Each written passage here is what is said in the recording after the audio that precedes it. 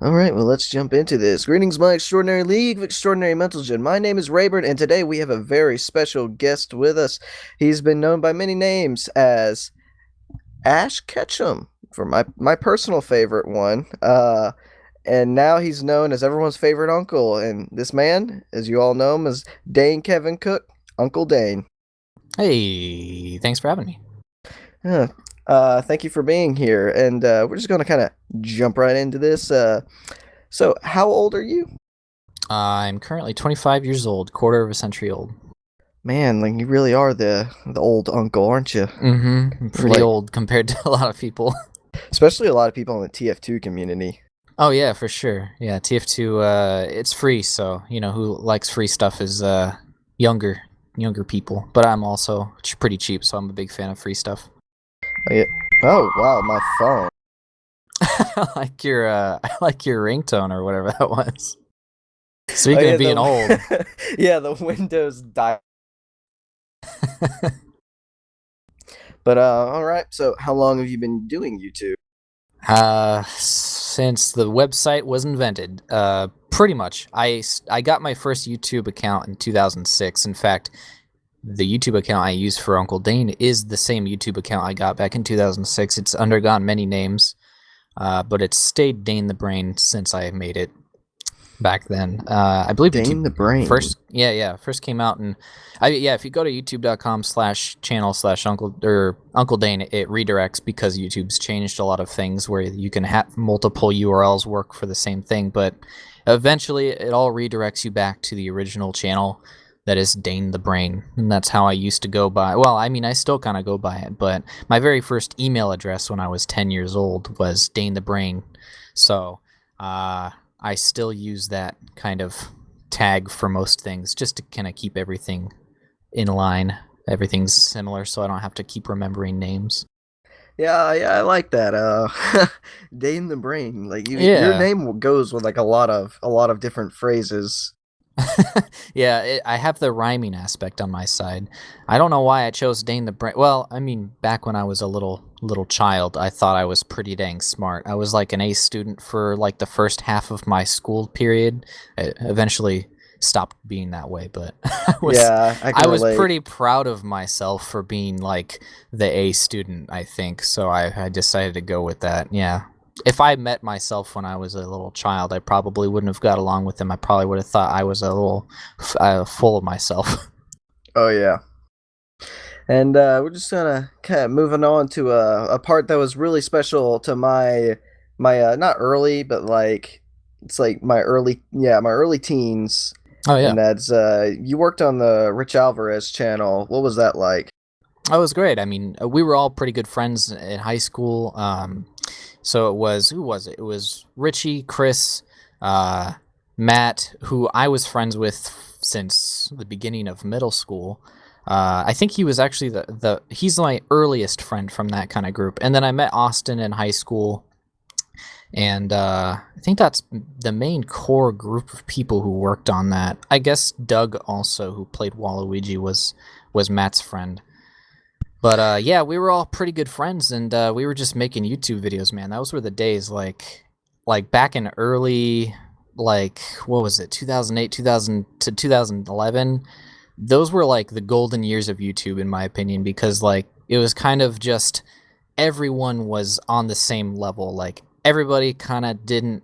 There was there was limited corporate interruptions, and everybody was kind of doing their own thing without any sort of real reason behind it besides they just wanted to make videos and there was a way to kind of make money doing it. So that was always fun. Yeah, And that was about the time monetization, like yeah, yeah. 2009 to 2011 was about the time monetization started cropping into hmm YouTube.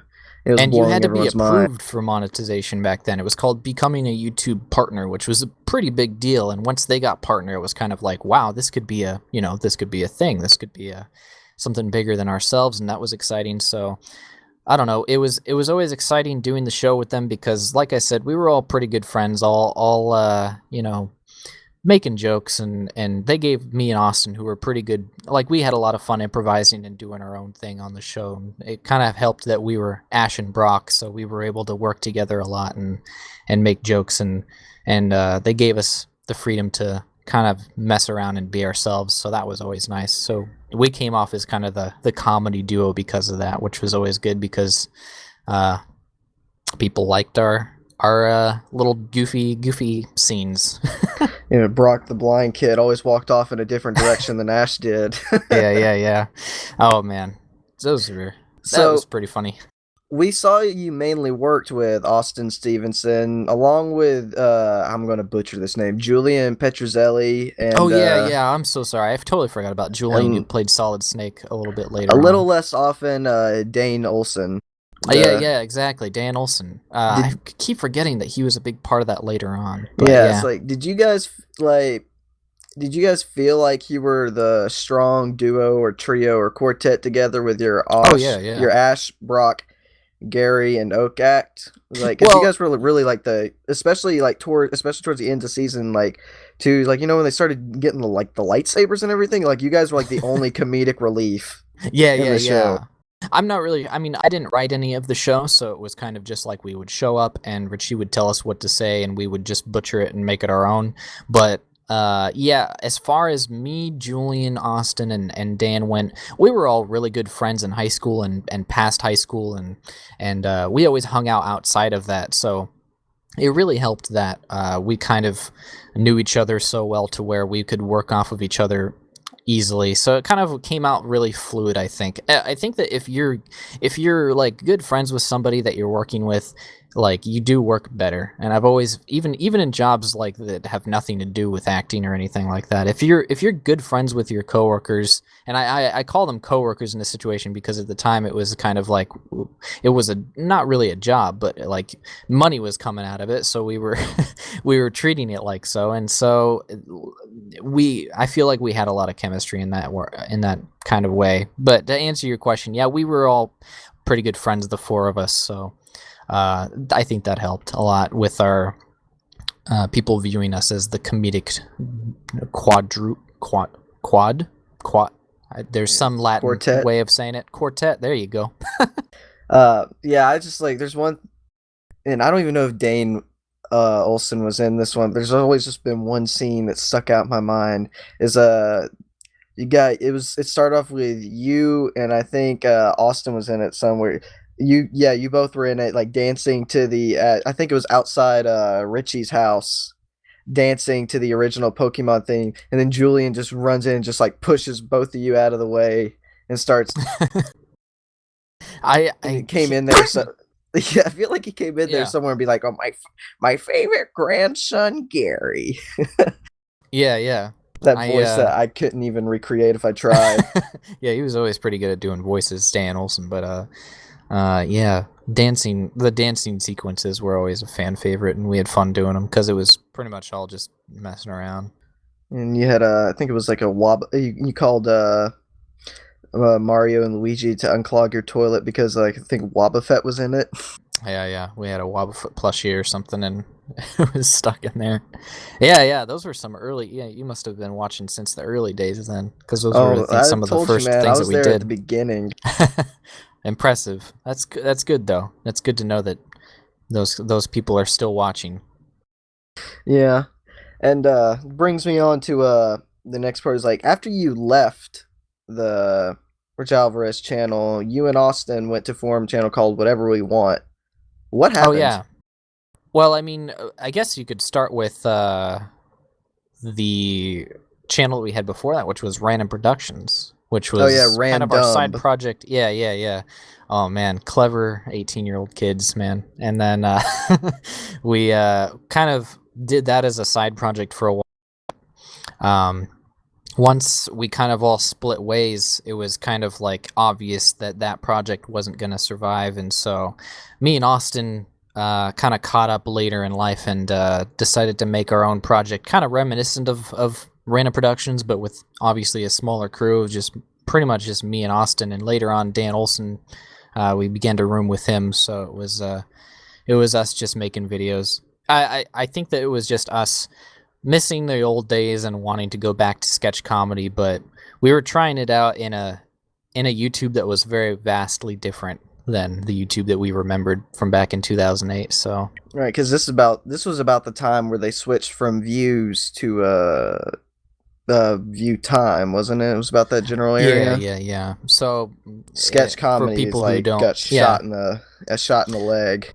yeah. Now channels benefit from having long videos every other day or so, and so basically gaming and Yeah, sketch comedy, it takes a while to make each individual video, and each individual video turns out to be less than 5 minutes generally. So, uh, yeah, channels like that generally don't succeed today unless they're pumping that stuff out. And usually, if you're able to pump out videos with that kind of work behind them, then you've got some sort of corporate assistance. So, we didn't have that, obviously. So, we were just kind of making it for our own entertainment. But once other jobs kind of propped up, like Austin has been working on his own feature length films lately, and I think he's actually moving down to LA this week again to kind of pursue his own acting career.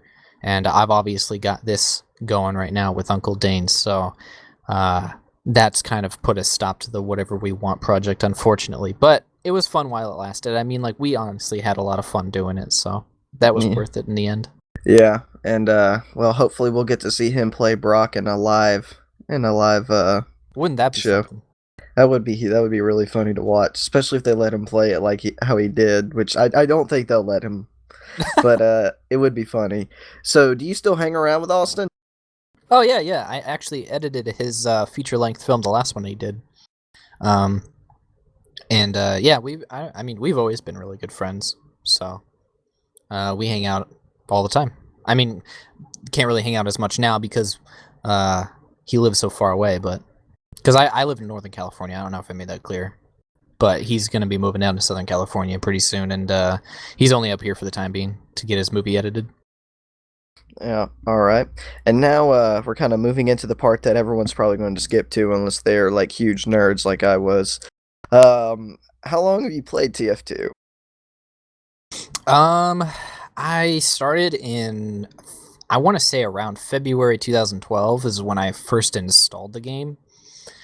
Because I remember my friend was recommending it to me because it was like it had recently become free to play like the year before or something, and so what was it? I started a little bit before the Pyromania update came out. I remember because I started playing, and then like a couple months later, the Pyromania update came out, and everybody got Pyrovision goggles or something, and it was super odd to me, but I guess it was even weirder to everybody else because it was such a weird addition. But yeah, so 4 years. Man, these YouTubers these days are such freeloaders. Like every almost every YouTuber I've asked, like, when did you start playing the game? It's like, oh, probably about the time it went free to play. I was like, am I the only motherfucker who bought this thing? No, no, of course not. I know a lot of people who bought it. But yeah, this newer generation of YouTubers, definitely most of them are probably free to play, just because they probably just didn't even know about the game until after it was free to play. So I mean, I'm one of them. I didn't really know about the game until later.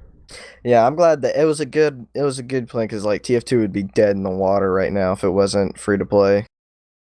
Yeah, you're probably right. Yeah.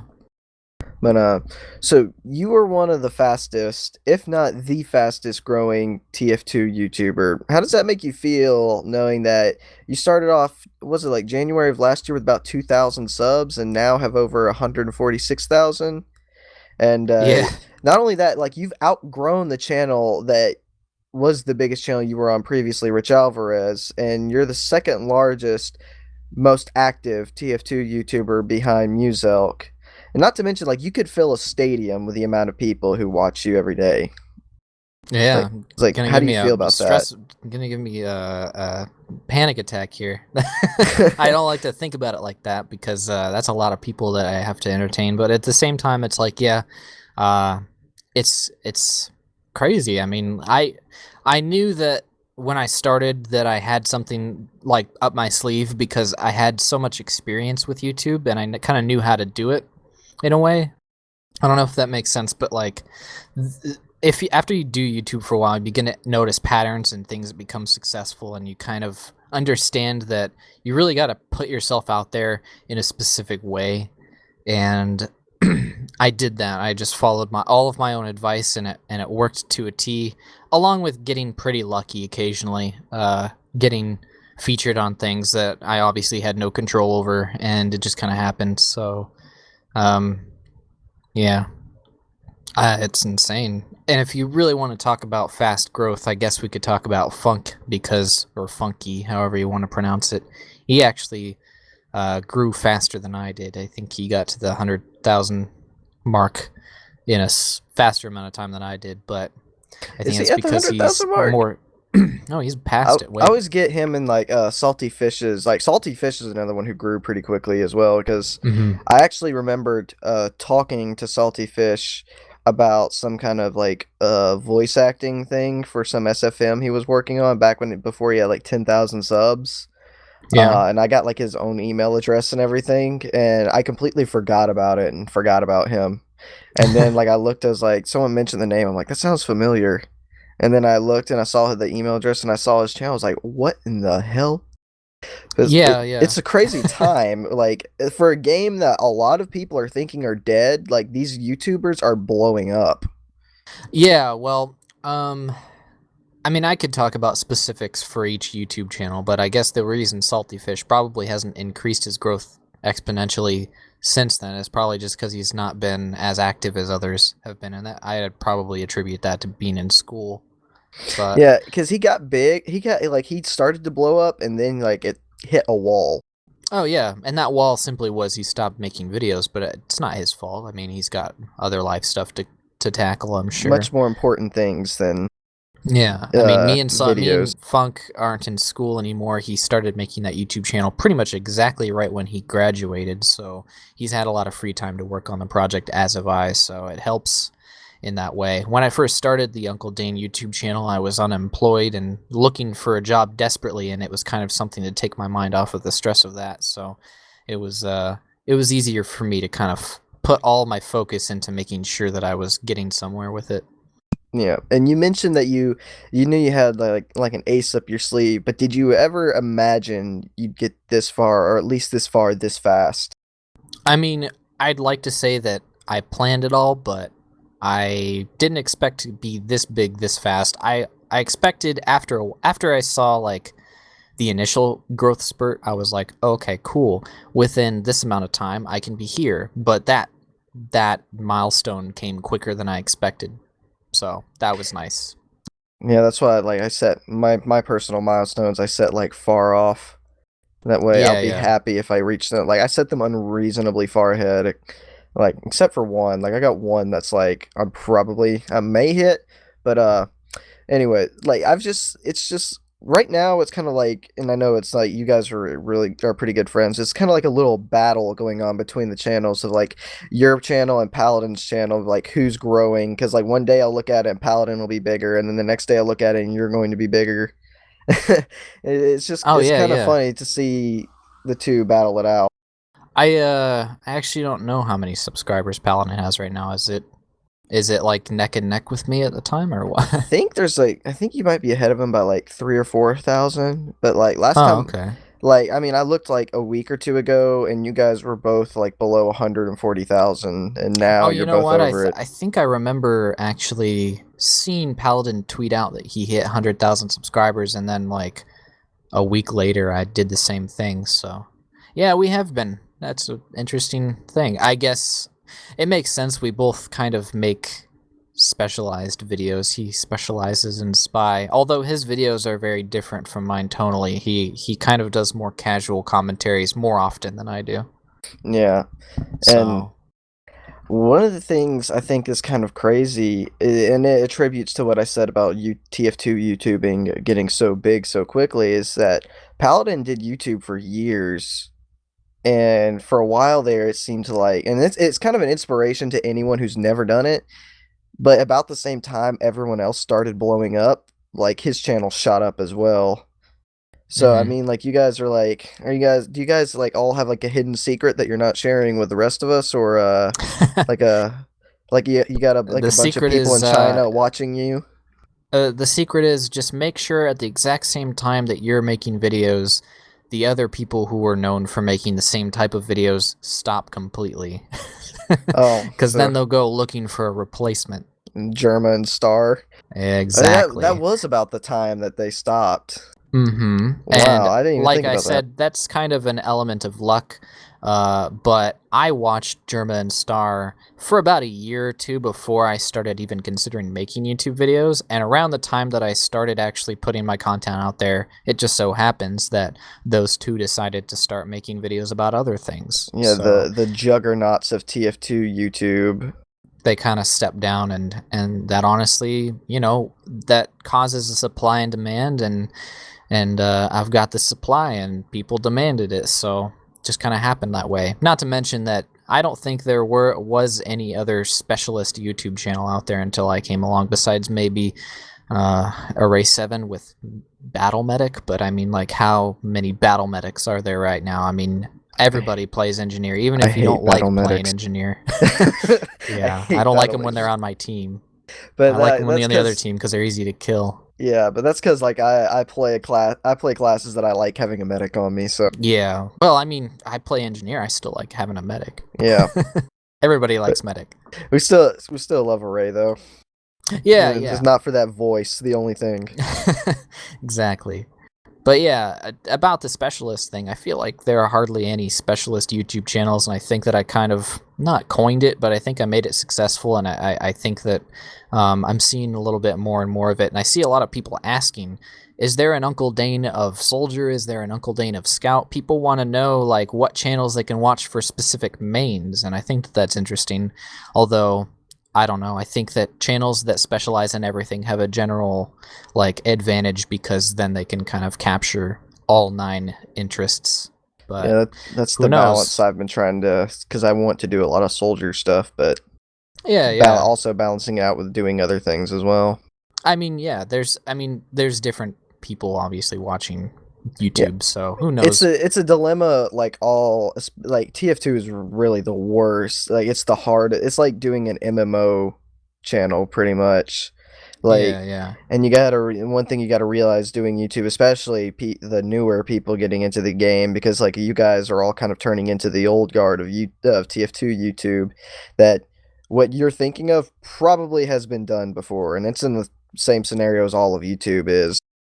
Yeah, So yeah. Well, I mean, that's kind of the issue with all creativity is like you gotta keep in mind that what you're probably thinking about doing has probably already been done before 10 times better. So, I mean, if you think about it that way, then like, why do anything? But at the same time, you got to understand that there's only one you, and you're going to do it differently no matter what you do. So, even if you kind of do borrow an idea or get inspired by an idea, it's not copying, it's just getting inspired. I think that actually copying is what makes creativity good for the most part. I don't think blatantly ripping things off is good, but taking ideas and making them your own is the only way for creativity to survive. And I think that that's kind of an advantage that I've done with my own channel is taking things that I like and making them my own. And I think that if more people did that, then they probably would see more success. I think too many people try and rip things off, or they try and do things that are too safe. They try and do things that they know no one's ever done before, and the only reason no one's ever done them before is because they're bad ideas. So yeah. And right now we're getting into the real meat and potatoes. We're getting closer to my favorite part of you're making me what's hungry. quick. Yeah, I know, right? I haven't eaten yet either. Uh, getting to what's rapidly become my favorite part of TF2. Well, kind of. It'll be more of the question after this. But with Overwatch and matchmaking on the horizon, what are the plans for everyone's favorite uncle?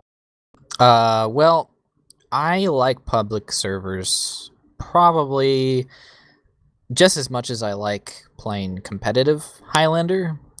I like them for different reasons. I feel like pubs are more casual and there's a lot less stress on you to do well. So obviously there's that, and it's fun and you can kind of do whatever you want.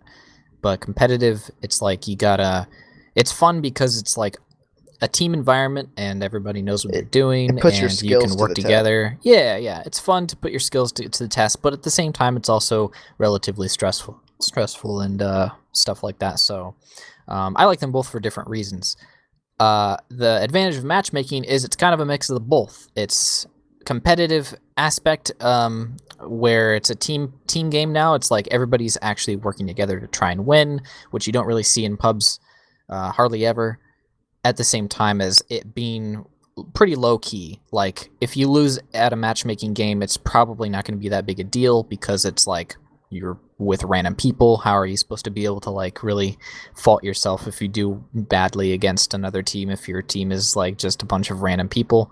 And so it's kind of like the best of both worlds in my opinion. So my plans are I'm probably going to be playing matchmaking 90% of the time that I boot up TF2 and that will probably become apparent in my videos because I'll plan on making videos about it because it'll be topical. It'll be but what not only the current players of TF2 are going to be looking up on YouTube, but it'll be what newer players are going to be looking up on YouTube because that's the place that they're going to want to start. Anybody that starts up a new MOBA game like Dota or something like that, they don't go and play in pubs for 2 years. They go and they rank up pretty much immediately. So Yeah, you jump right into the competitive aspect yeah, of it. yeah. Everybody likes competitive no matter what. Even if you're not good at the game, you still want to start off in bronze or something and want to work your way up the ladder. So I think Yeah. that that's a good thing because that'll get a lot of people newer players flooding to my channel if they want to specialize in engineer. And so I'm gonna be making a lot of videos about matchmaking. I think everybody will be, and you're probably gonna see a lot of the repeated content, but I have an ace up my sleeve in that I will be talking specifically about how to do well as engineer in matchmaking. So that'll be good. That'll be fun. I'm gonna have fun doing it. I think people are gonna have fun watching it. Yeah, and one of the things about pubs that I do enjoy is like it has like this like almost beautiful unseen difficulty about it that competitive doesn't have because like you go into a lobby or if you go into a for the most part and you go into a match in an actual match you know what you're going to see. Like that's the one thing with competitive is it's predictable because it's the formats that work, especially in higher level play. But in pubs, like you can run around, you could just be running back to get ammo, and there's going to be like a pyro sitting there on the under the ramp upward when they haven't even capped second yet, and you're just sitting here thinking, what the hell is he doing there as he air blasts you off the cliff? Yeah, yeah, exactly. No, you're right. There is a kind of underlying difficulty of like unexpected everything in pubs. So yeah, there is that. But I mean, to some people that would be fun. To me, that's not the most fun part of pubs. I honestly get pretty upset whenever I run headfirst into a pyro who's like way behind his team for absolutely no reason. So Yeah. if I won't see that in matchmaking, then good riddance. But Yeah, um, it bugs me too. It's like it's to me the it's become one of those things where like I got to sit back and just like laugh at the situation, or else I'm going to throw my monitor out the window. yeah, yeah, yeah, exactly. So you gotta And not take pubs as seriously as I do sometimes. I think yeah, so I sometimes have I'm that just problem. super upset about things that happen to me in pubs, and then I close the game down. Then I think about it later. I'm like, man, that was not that big a deal. Don't have to worry about it so much. And I think it has something to do with the fact that now things are expected of me, so I expect things of myself. I go into a pub and I get like double headshot by 4 snipers who are standing in the back somewhere, and I get upset about it. I'm like, what am I supposed to do about that? The Nothing. statue snipers because they never move in pubs. Yeah, exactly. So, Mm. well, I don't know. Matchmaking is something that I'm extremely excited about because it combines the two things about both pubs and competitive that I really enjoy, and I think it's going to be very similar to how MVM was when it first came out. I think that everybody's going to be playing with their friends and having a lot of fun, and then later on, as their individual friends become less interested in playing the game mode, they start lobbying up by themselves.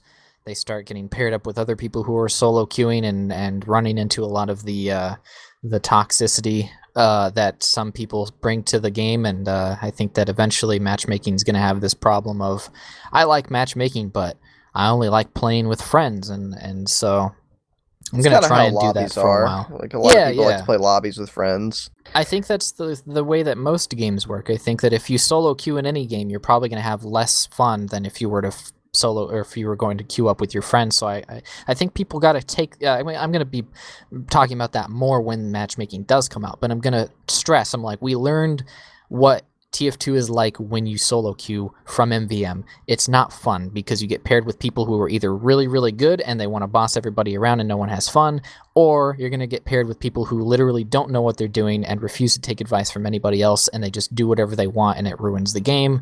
And so that makes you rage quit. That makes you think, it gives you a bad taste in your mouth about the game mode in general, and you don't play it anymore. And I don't want that to happen with matchmaking. I think people need to realize that queuing up in any game is going to be infinitely more fun when you're playing with your friends, and so you should always do that. And that's what I'm going to do. I'm pretty much only going to be playing with my friends, and I think that everybody else should play with their friends, and then it's going to be friends, and then it'll be fun. Yeah, and I hope that one thing I do hope is that people react more positively to getting like cussed out and matchmaking than they did in MVM, because at the end of the day, MVM really like didn't hold anything that really mattered. I mean, the biggest one was 2 cities and your chance of getting an Australian. But Yeah.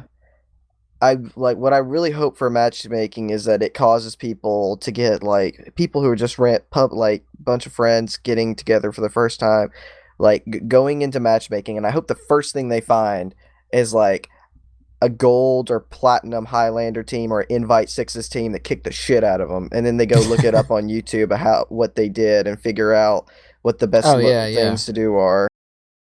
Well, the thing is, like matchmaking versus MVM, I'm using those as kind of a because I'm using Their those kind queuing of like systems are a similar. yeah. The queuing systems are similar and the experiences are similar whenever you play by yourself. I've found, at least I think that they will be similar, and the main difference I think is that MVM is a completely different game than core TF2, so it confuses people automatically. The benefit about matchmaking is it's basically the same game, but with like very specific rule sets and restrictions. So I think people are going to have an easier time figuring out what they're supposed to be doing correctly in matchmaking versus what they were supposed to be doing correctly in man versus machine. So it has that advantage to it. So I think more people will catch on faster, but there is going to be that subset of people who just get upset because they solo queued and they had a terrible time because everybody was either really terrible on their team or everybody was really good and told them that they were shitty. So I don't know if I'm allowed to cuss on your thing. Sorry. Oh, my channel is like you can say whatever the hell you want. Oh, okay. I forgot to ask before we started. I just wanted to make sure. Oh Um, yeah, you're cool. You're cool here. Like I all have right. there's no filter on my channel. All right, good. So yeah. Uh I think that was the end of my point. Was that uh yeah, queue up with friends whenever you play matchmaking. It'll make it a lot more fun. And if you don't have any friends to queue up with, then I suggest finding some. TF2 is actually a social game. You can actually make friends pretty easily if you go medic, you'll make a lot of good friends. If you go Oh medic yeah, and follow around somebody, they'll become your friend pretty quick. don't do the Ray 7 medic though. You No, won't make well, any friends. yeah. Battle medicing? No, Not don't. unless you're amazing at somehow killing people with a needle gun, which I Yeah, don't even know how a raid does it. yeah. I don't know. He finds the servers where people are like half AFK or something because I've never been able to shoot anybody with that thing. It's kind of like watching. It's kind of like watching someone like Stabby or a Paladin play Spy, and then I'm like, I can do that. And then you go into a server and like, I feel like I'm playing with platinum players compared to what he was playing with. Because they Exactly. notice everything I do. Like Yeah. they'll decloak right behind someone and stab them, and they'll get like a 5 kill chain stab. Like I decloak 30 feet away from someone, they turn around and look at me. Yeah. Some So days are completely just absolutely bonkers in pubs for me. Like, I don't wear my Uncle Dane outfit anymore. That's like committing suicide basically in this game. So I just kind of tag up as something else and then wear random hats and stuff so that people don't follow me or anything. But still, if I like try and engineer or I try and like get behind people, like 5 people will chase me like all the way back to their own spawn. They'll go out of their way to make sure that I die specifically, and it's like, why? I like I after I walk all the way back to their spawn and 5 people find me and they like spend like like upwards of 60 seconds trying to find me and like wasting time, and then they lose the first point because half their team was trying to chase me, which I Yeah. guess in the end maybe that was a success, but Yeah, I've it's run like, into that. what are these people doing? Especially like on Upward when I try to engineer, like second point's the best place to do it. Like, cause like go by the cliff face and then go under that ramp and everything. And just Hmm. you got free access. Every time I've done it, like I've literally, and it's always the same thing. I've always had like a scout and a pyro come back and find me somehow, and then like if I have my sentry gun set up, they'll go soldier and like demo man and kill me or Yeah. something. I'm like how the why the hell are you back here? Who knows, man? Yeah, Pubs are a mystery. but as I'm looking at these questions, it's going to like take a long time. Like, and I don't want to have like an hour and a half long video because the next part's going to be kind of really meaty. So this is going to be the first half of the interview. Thank you guys so much for watching, and stick around for the second half. I'm going to upload them literally one after the other. So if you want to binge watch them, feel free to go ahead, and see you guys in the next part.